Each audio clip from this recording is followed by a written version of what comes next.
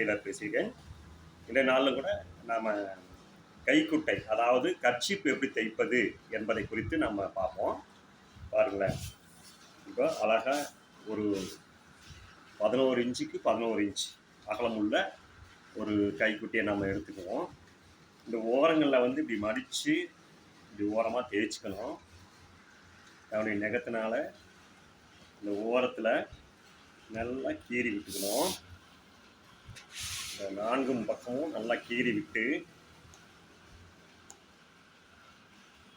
கீறி எடுத்துட்டு பாருங்கள், 4 பக்கமும் கீறணும். அதெல்லாம் அழுத்தி கீறணும். பாருங்களேன், இன்னொரு மடிப்பு மடித்து நம்ம அழகாக நாம் தைக்கணும். ஓரமாக தைக்கணும், கீழே இறங்கக்கூடாது.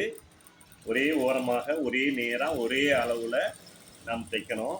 அப்படி தைக்கும் பொழுது உங்களுக்கு வந்து பார்க்கும்போது பார்த்திங்கன்னா, இந்த மூளை கரண் கட் பண்ணும்போது பார்த்திங்கன்னா நிறுத்திக்கணும். கரண் கட் பண்ணும்போது நிறுத்தி திருப்பி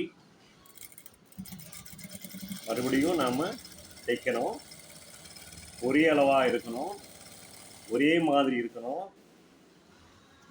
கரண் வரும்போது நிறுத்தி வேகமாக தைச்சிடக்கூடாது.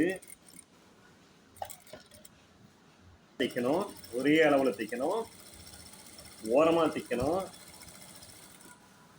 அளவு வந்து 11க்கு 11 எடுத்துக்கலாம். அது வந்து நம்ம பாக்கெட்டில் வைக்கும்போது கூட, பேண்ட்டு பாக்கெட்டில் வைக்கும்போது கூட அதிகமாக பெருசாக தெரியாது.